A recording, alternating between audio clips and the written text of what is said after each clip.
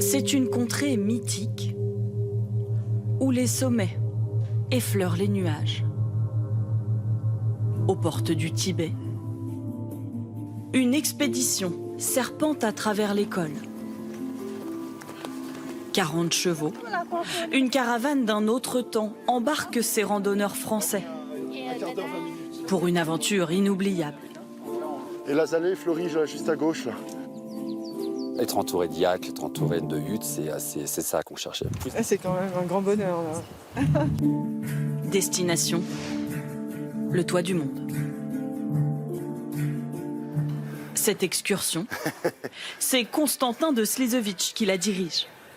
Installé à Shangri-La depuis 14 ans, ce Toulonnais en organise une vingtaine chaque année avec son associé chinoise.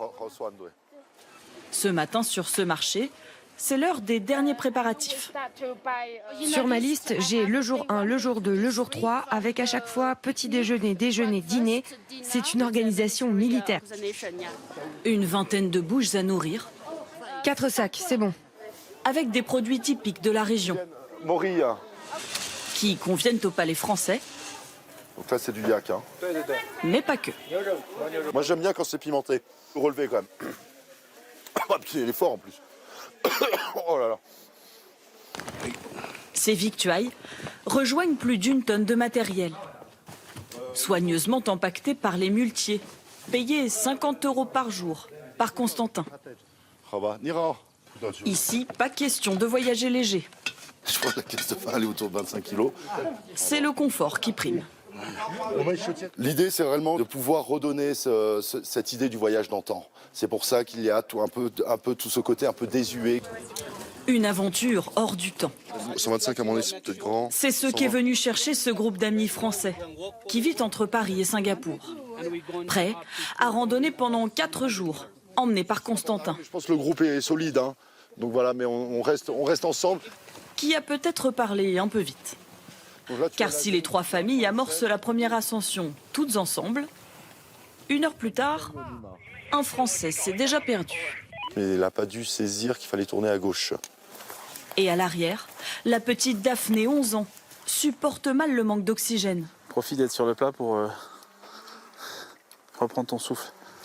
À 3700 mètres d'altitude.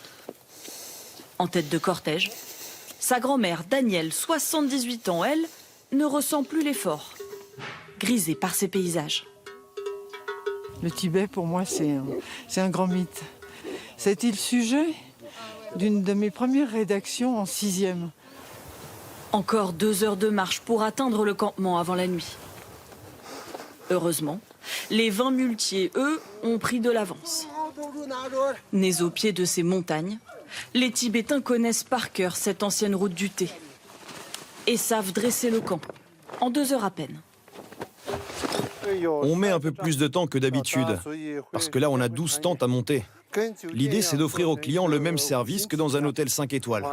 C'est pour ça qu'on installe des lits, pour qu'ils fassent « waouh ». Et justement, les voilà. Après près de 4 heures d'ascension, ils n'ont plus qu'à se mettre les pieds sous la table. En cuisine, Passe-moi les baguettes.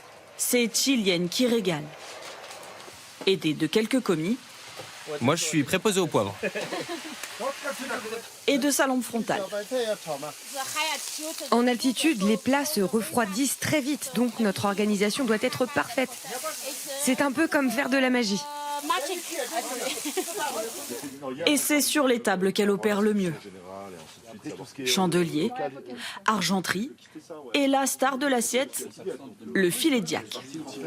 Ça ressemble étrangement au bœuf. C'est tendre, c'est goûteux, c'est vraiment bien. Plongé dans un luxe suranné, une expérience à 1 900 € par personne. Je sers qui? Attention à ne pas abuser des bonnes choses. Car déjà le lendemain, il faut repartir. On y va? Bon, on est bien là. On est bien là. On est une équipe qui gagne là. Allez. Pour nos aventuriers, encore 3 jours de périple sur les contreforts de l'Himalaya.